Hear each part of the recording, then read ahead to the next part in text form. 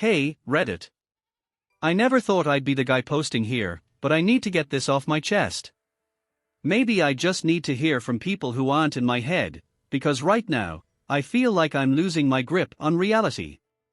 A little background: I, 34M, have been married to my wife, Lisa, 32F, for 7 years. We've had our ups and downs, but nothing that ever made me question our marriage. At least, not until recently. Over the past couple of months, Lisa has been different. It started small. She started staying late at work more often, saying she was grinding for that promotion. At first, I was proud of her, she's always been ambitious. But then, she started getting snippy with me over the dumbest things. I'd ask her how her day was, and she'd just sigh like I was the most exhausting person on the planet. The physical affection died, too.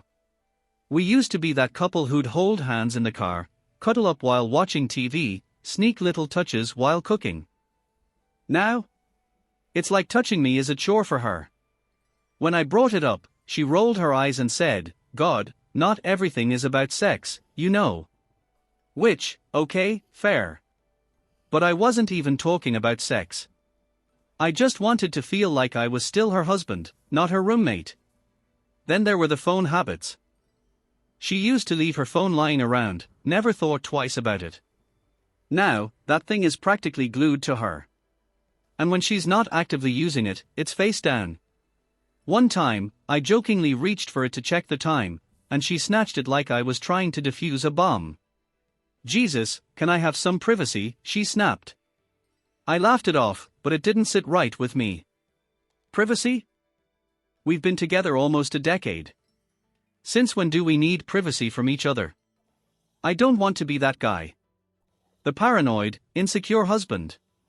But the pit in my stomach tells me something is off. And I'm starting to think I need to find out what. Alright, so after that weird phone snatching incident, I started paying more attention. Not in a crazy, obsessive way, at least, I don't think so. But once you feel like something is off, it's like you start seeing things that were probably always there but never registered before. The first real red flag happened about a week after the phone incident. Lisa told me she was going to dinner with her coworker, Sarah.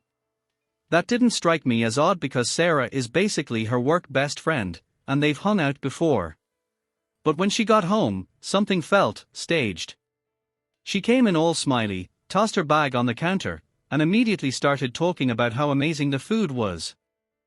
"You have to try this place," she said, almost like she was trying too hard to sell the story. I asked her what she got. She hesitated for half a second before saying, "Oh, salmon." Now, Lisa hates salmon. I know this because I tried to cook it once, and she acted like I had personally offended her entire lineage. So I just kind of raised an eyebrow and said, "Salmon? Since when do you eat salmon?" And I swear to God, this woman had the audacity to double down. "Oh, I love salmon. You just never make it right." That's when I knew. Not because of the salmon specifically, but because she was lying so easily. The old Lisa would have just laughed and admitted she was full of crap. But this Lisa? She was looking me in the eye and rewriting history like I was too dumb to notice. I didn't push it right then. Instead, I just nodded and said, "Huh. Good to know." And I watched her carefully as she busied herself in the kitchen, acting like nothing was wrong. That night, while she was in the shower, I checked our bank statements. I don't know why I did it, but something told me to look. There was a charge for a fancy steakhouse, one that's way out of Sarah's usual "let's split an appetizer" budget. And the receipt? 2 entrees. 2 drinks. Sarah doesn't drink. I felt my stomach drop. I didn't say anything that night, but I barely slept. I needed more. Because if I was right about this, then everything I thought I knew about my marriage was about to come crashing down. After finding that dinner charge, I knew I couldn't just sit back and pretend everything was fine. But I also didn't want to jump to conclusions without solid proof. So I decided to play it cool and see if Lisa would dig her own grave. Spoiler, she did. The next morning, I casually brought up her dinner with Sarah while we were having coffee. "So, how's Sarah doing?" I asked, keeping my voice light. Lisa barely looked up from her phone. "Oh, she's good. Same old, same old." "Huh. You should invite her over sometime. It's been a while." She hesitated, then quickly said, "Yeah, totally. She's just been really busy." That's when I decided to push my luck. "What did she end up ordering last night?" Lisa blinked. I could see her brain buffering. "Oh, pasta, I think." "Yeah, pasta. Strike one." The receipt said steak. "And you guys just split the bill?" I asked. "Yeah," she said immediately. Too immediately. "We always do." Strike two. The charge was way too high for a split meal. Then, just as I was about to drop it, she hit me with strike three. Oh, and we ran into Mark from accounting while we were there. It was so funny. Mark from accounting? The guy she's always complaining about. That felt like an unnecessary add-on. Like she was throwing in extra details to make her story sound more believable. I didn't say anything. Just nodded. But inside, I felt my blood pressure rising.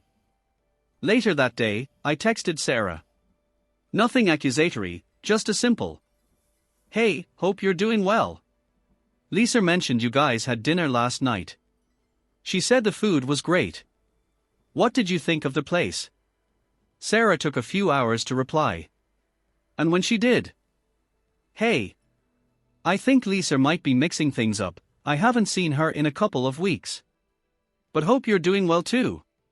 My heart stopped. I stared at the message for a solid minute, trying to process it. There it was. Proof that Lisa was lying to my face. Now I just needed to find out who she was really with.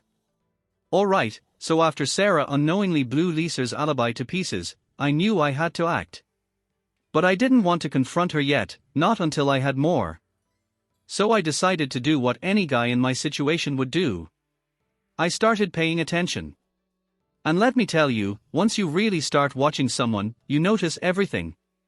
First, Lisa started dressing differently. She always looked good, don't get me wrong, but now?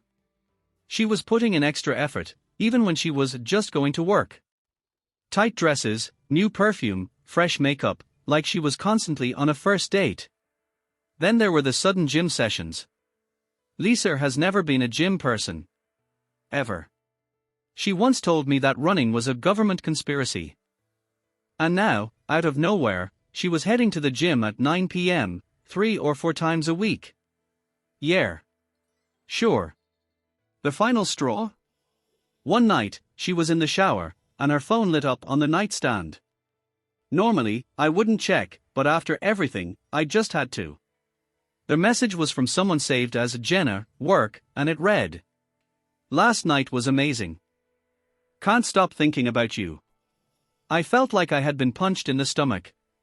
My hands were shaking as I unlocked her phone. Yes, I knew their passcode, sue me. And what I found. It made my blood run cold. There were no messages from Jenna before that one. She had clearly deleted the thread.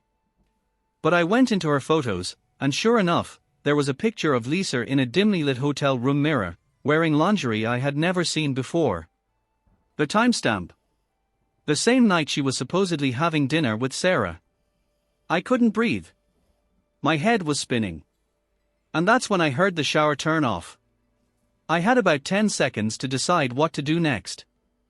And in that moment, I realized I wasn't going to wait anymore. It was time to confront her. I sat on the edge of the bed, Lisa's phone still in my hands, my heart pounding so hard I could hear it in my ears. The bathroom door opened, and she stepped out wrapped in a towel, steam rolling into the room. She was humming to herself, completely unaware that her world was about to shatter. She stopped mid-step when she saw me. "Why do you look like that?" she asked, frowning. I held up her phone. "You want to explain this?" Her face twisted with something, shock, anger, fear, but she covered it up quick. "What the hell, You went through my phone. Are you serious right now? That's when I knew. She wasn't even going to try to deny it. She was going straight for deflection. Classic. Yeah, Lisa, I went through your phone. Because I had a feeling you were lying to me. And guess what? You were. I turned the screen toward her, showing her the message from Jenna. Who's this? She barely even looked at it before scoffing. Oh my god, are you really going to act like some insecure psycho? It's nothing, okay? It's just a joke between me and a friend. A friend who you were in a hotel room with. I asked, my voice ice cold. A friend you sent lingerie pictures to. Her mouth opened, then shut again. That half-second of hesitation was all I needed. I stood up, shoving the phone into her hands. Don't lie to me, Lisa. Who the hell is it? She crossed her arms, defensive as hell. I don't owe you an explanation if you're going to act like this. I laughed. I actually laughed. Because the audacity. Through the roof. You don't owe me an explanation. I repeated. I'm your husband. We have a life together. And you don't think you owe me an explanation for sneaking around behind my back. She rolled her eyes, muttering, You're being so dramatic. That's when I snapped. You know what? Save it. If you can't even be honest with me now, I don't need to hear whatever bullshit excuse you were about to make up. I turned to leave the room, my entire body shaking with adrenaline. And that's when she said something that almost made me lose it completely. Oh, come on. It's not that big of a deal. Not that big of a deal.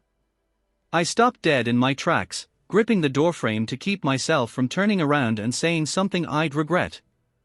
I took a deep breath, then exhaled slowly. You just ended our marriage, Lisa.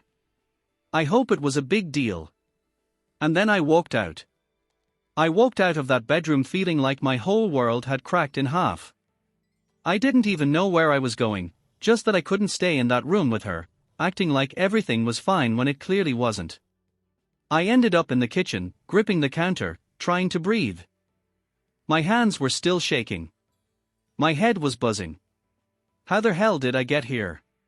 7 years. 7 damn years of marriage, and this is how it ends. With her rolling her eyes and telling me it wasn't that big of a deal. I heard her footsteps coming down the hall, but I didn't turn around. I couldn't look at her. Not after that. Are you really going to be all dramatic and storm out like a child, she said, arms crossed as she leaned against the doorway. I clenched my jaw so hard it hurt. Dramatic. I repeated, my voice dangerously calm. Lisa, I just caught you cheating on me, and your response was, it's not that big of a deal. What the hell do you expect me to do? She sighed like she was so exhausted by this. Okay, fine. I messed up. Is that what you want to hear? I turned around to face her. I want to hear the truth. Who is he? She hesitated. A flicker of something, guilt. Fear? Annoyance crossed her face before she shook her head. It's nobody. Just some guy. It didn't mean anything. Some guy. I exhaled sharply, rubbing my temples. Jesus, Lisa.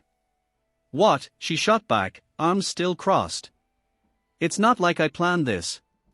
It just happened. I let out a bitter laugh. Oh yeah? You just accidentally ended up in a hotel room. Accidentally bought new lingerie for some guy? Accidentally lied about having dinner with Sarah. Her face twisted into a scowl. God, you're so obsessed with details. Does it really matter who he is? I felt something snap inside me. Yes. Yes, Lisa, it matters. Because I thought we were building a life together. Because I thought I knew you. And now, I find out that while I was here trusting you, you were out screwing some guy and acting like I'm the crazy one for caring. She rolled her eyes again, like I was some pathetic idiot for even being upset. You're so dramatic. I knew you'd overreact. I stared at her, barely recognizing the woman standing in front of me. I used to love her. Hell, a few hours ago, I still loved her. But right now, I just felt sick. I took a deep breath and steadied myself. I'm done, Lisa. She blinked. What do you mean, done? I mean, I'm not playing this game with you. I deserve better than this. Better than you. Her mouth opened, then closed again. And for the first time in this entire mess, she actually looked surprised. Good. Because I wasn't backing down. For a second, Lisa just stared at me, processing what I'd said. I saw something flicker in her eyes, panic, maybe, but she covered it up quick. You're done, she repeated, her voice dripping with disbelief. Oh, please. You're not going anywhere. I let out a breath, shaking my head. You really think I'm just gonna stick around after this? She shrugged, her lips curling into this infuriating little smirk. Where would you even go? Run to your parents like a little kid? Crash on a friend's couch? You can't just walk away from our life over a stupid mistake. A stupid mistake. I clenched my fists to keep from slamming them on the counter. A mistake is forgetting to take the trash out. A mistake is missing an anniversary. What you did? That's not a mistake, Lisa. That's a choice. Over and over again, you chose to lie to me. You chose to sneak around. And now you expect me to just, what? Pretend it never happened. She scoffed, crossing her arms. God, you're acting like I murdered someone. It was just sex. Something about the way she said it, so casual, so dismissive, made my stomach turn. I took a step back, suddenly feeling done in a way I hadn't before. Not just angry. Not just betrayed. But completely done. I don't even know who you are anymore, I muttered, running a hand through my hair. She rolled her eyes. Oh, don't be dramatic. That was the last straw. I turned on my heel and walked toward the bedroom, ignoring her calling my name. I grabbed a duffel bag from the closet and started stuffing clothes into it. Lisa stormed in after me. Oh my God, what are you doing now?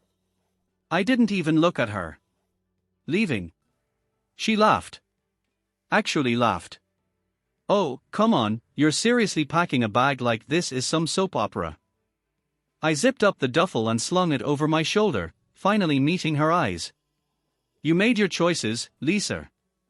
Now I'm making mine. Her smirk faltered. Just a little.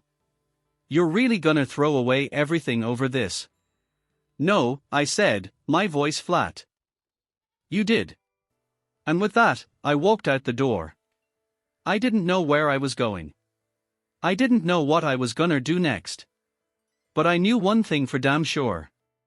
I wasn't coming back. I got in my car and just sat there. My hands were still shaking, my heart still racing. Their house, our house, was right there in the rearview mirror, but it already felt like a place I didn't belong. Lisa had called my bluff. Only, it wasn't a bluff. I really had left. And now, I had nowhere to go. I grabbed my phone and stared at my contacts. My parents? No. They lived 2 states away, and the last thing I wanted was to drive 10 hours while barely holding it together. My best friend, Jake. Maybe. But he had a wife and kids, and I wasn't about to barge in with a duffel bag and a broken heart. Then my phone buzzed. Lisa, are you seriously doing this? I turned off my screen without replying. I put the car in drive and started moving, even though I had no idea where I was headed. Maybe I just needed distance. Maybe I just needed time. I ended up at a cheap motel off the highway, the kind with flickering neon signs and a front desk clerk who didn't ask questions.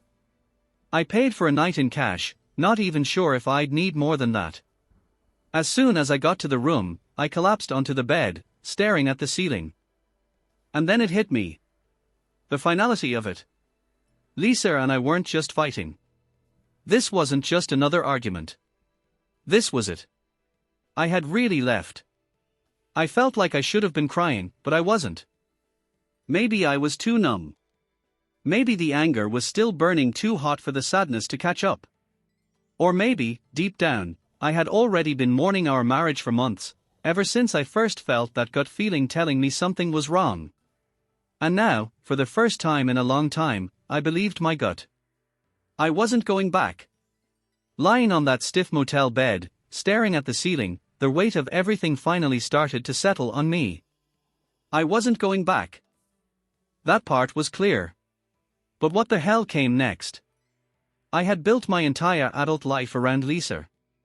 Our routines, our inside jokes, our shared habits, it was all tied to us. And now, there was no more us. Just me, sitting in a dingy motel room with a half-packed duffel bag and no real plan. My phone buzzed again. Lisa, you're being ridiculous. Call me. I turned the screen off and tossed it on the nightstand. Then it buzzed again. And again. I let out a long, exhausted sigh before finally picking it up. Lisa, seriously? You're just gonna ghost me now? Lisa, you can't just run away every time you don't get your way. Lisa, at least come back so we can talk like adults. Talk like adults? I actually laughed. The nerve of this woman. I fired off my first and only response. Me, we're past talking, Lisa. You made your choice. Now live with it. And that was it. I turned off my phone completely. For the first time in a long time, I wasn't waiting for her response. I wasn't trying to fix things. I wasn't bending over backward to understand her excuses. I was done. And for the first time since I found that text, I felt the smallest, faintest hint of something I hadn't expected. Relief. The next morning, I woke up feeling like I'd been hit by a truck. Not physically, just mentally drained. I had barely slept, my thoughts bouncing between memories of Lisa and the burning question of what now. I turned my phone back on, half dreading what I'd see. And just like I expected, Lisa had blown up my messages. At first, it was a mix of irritation and condescension. Lisa, oh, so you're just gonna ignore me? Real mature. Lisa, you need to come home so we can actually talk like adults. Then came the guilt-tripping. Lisa, I never meant to hurt you. I didn't even think it would get this far. Lisa, I was just feeling lost.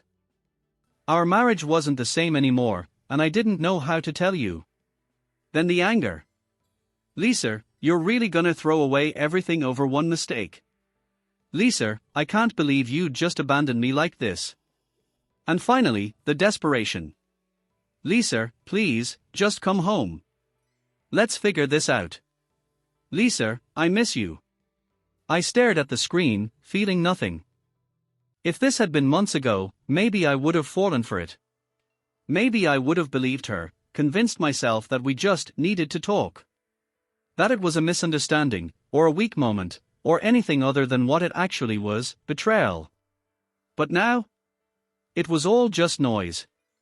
I tossed the phone onto the bed and leaned back against the headboard, exhaling slowly. She didn't miss me. She missed control. She wasn't sorry for what she did. She was sorry that I caught her.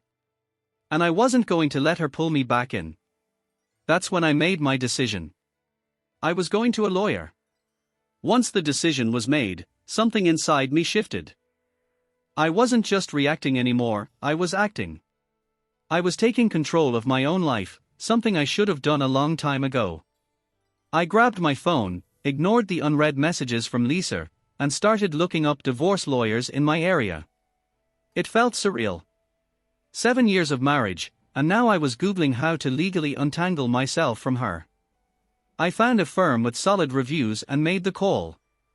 The receptionist set up a consultation for the next day. Just like that, the ball was rolling. And just as I was about to put my phone down, it rang. Lisa.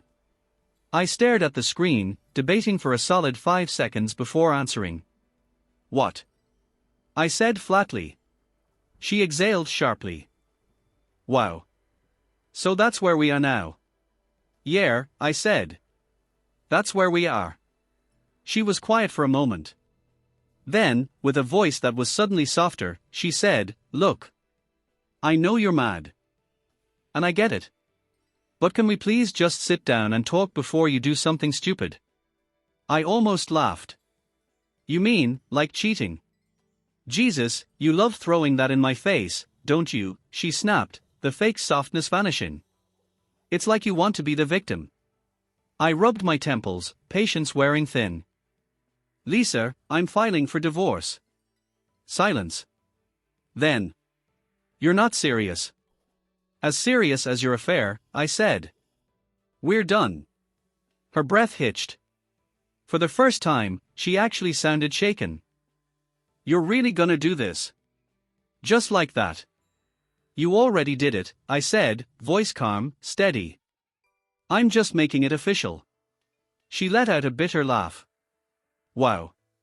You're a real piece of work." I didn't even bother responding. I just hung up. And for the first time in months, I felt like I could breathe again. I expected Lisa to blow up after I told her I was filing for divorce, but even I wasn't prepared for how quickly she spiraled. Less than an hour after I hung up on her, she started texting again. First, she tried guilt-tripping me, telling me how I was throwing away everything and how we could fix this if I just gave her a chance. When I ignored that, she switched tactics. "Lisa, you think you're so righteous. You weren't perfect either, you know. Lisa, I cheated, yeah, but you were never there for me emotionally. You checked out of our marriage a long time ago." That one actually made me laugh. I checked out. Me. The guy who planned date nights, the guy who sat through all her Real Housewives marathons just to spend time with her, the guy who believed every stupid excuse she made until I literally caught her. Yeah, okay. I still didn't reply. That's when the real desperation kicked in. She started calling. Over and over. I declined the first few, but then she left a voicemail. "You're making a huge mistake," she hissed into the phone. "You think you can just walk away from me? After everything? You're pathetic." There it was. The real Lisa. The one who never took responsibility. The one who thought I'd always be there, no matter how badly she treated me. And then, the final message came through. "Lisa, you're gonna regret this. Watch." I stared at those words for a long time. Regret? No. Not this time. I should have expected that Lisa wouldn't take the divorce news lying down. But I didn't think she'd go this far. The morning after her "you're gonna regret this" message, I woke up to a barrage of missed calls and texts, not just from her, but from mutual friends, even a couple of her family members. Lisa was on a rampage. She had started spreading her version of the story. And in true Lisa fashion, she wasn't just bending the truth, she was snapping it in half. Lisa's version: I had abandoned her with no warning. I was throwing away our marriage over a misunderstanding. I was refusing to even try to work things out. Oh, and my personal favorite: I had probably been cheating first, and that's why I was so eager to leave. I found out all of this when Jake, my best friend, called me. "Dude," he said the moment I picked up. "What the hell is going on? Lisa is telling everyone you lost your mind and ran off in some midlife crisis." I sighed, rubbing my temples. "Yeah, well, Lisa's full of shit. You know that." Jake was quiet for a second. "So, what actually happened?" I told him. Everything. The sketchy late nights, the weird phone behavior, the fake Sarah dinner, the texts, the hotel, the lingerie pictures. By the time I finished, Jake let out a low whistle. Jesus. She really did that. Yeah. And now she's out there trying to make you the villain. Bingo. Jake sighed. "Well, you know I got your back, man. But just so you know, she's got a whole campaign going. She called my wife last night, crying, saying you just up and left her, that she's devastated, that you won't even let her explain." I laughed bitterly. Let her explain what? How she accidentally fell onto another guy's dick. Jake snorted. Dude. Sorry, I muttered. But you get it, right? She's doing damage control. Trying to rewrite the story before I can. Oh, I definitely get it, Jake said. But don't worry, the people who matter. They'll know the truth. I thanked him and hung up. And then I got another text, from Lisa. Lisa, you really think you can turn everyone against me? Good luck with that. I stared at the message, shaking my head. She still didn't get it. I wasn't trying to turn people against her. I was just done letting her control the narrative. Lisa thought she could control the story. She thought if she played the poor, abandoned wife long enough, people would side with her. What she didn't expect. That I'd tell the truth. After talking to Jake, I realized I needed to get ahead of this. Not because I cared what Lisa thought, but because I wasn't about to let her rewrite history while I stayed silent. So I sent out a single message in the group chat with our closest mutual friends. Hey guys, I know Lisa's been saying a lot. I wasn't gonna air this out, but since she already is, here's the truth. Then I laid it all out. Short. Direct. Brutal. She cheated. I found out through a text on her phone. She lied. She made up fake plans with Sarah to cover her tracks. She gaslit me. Tried to make me think I was overreacting. She's the one who ended this marriage. I'm just making it official. And then I added. I'm not asking anyone to pick sides. Just wanted you to know the truth before you got caught up in her bullshit. Then I put my phone on silent and went to grab some food.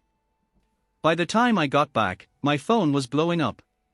Some people were shocked. Some had suspected something was off but didn't want to say anything. And a few, God bless them, were furious on my behalf. The best one. Sarah, wait. She used me as her fake alibi? Oh, hell no. Yeah, Lisa was screwed. I scrolled through the messages, feeling something I hadn't expected, peace. For the first time since this whole mess started, I didn't feel like the guy getting blindsided. I was in control. And Lisa?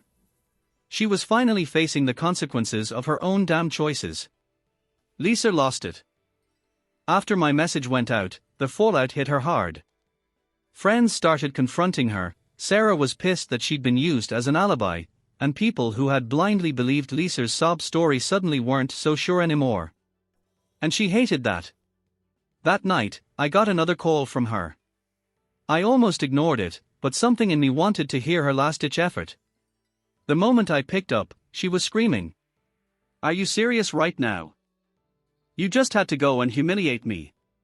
I sighed, rubbing my eyes. Lisa, I just told the truth.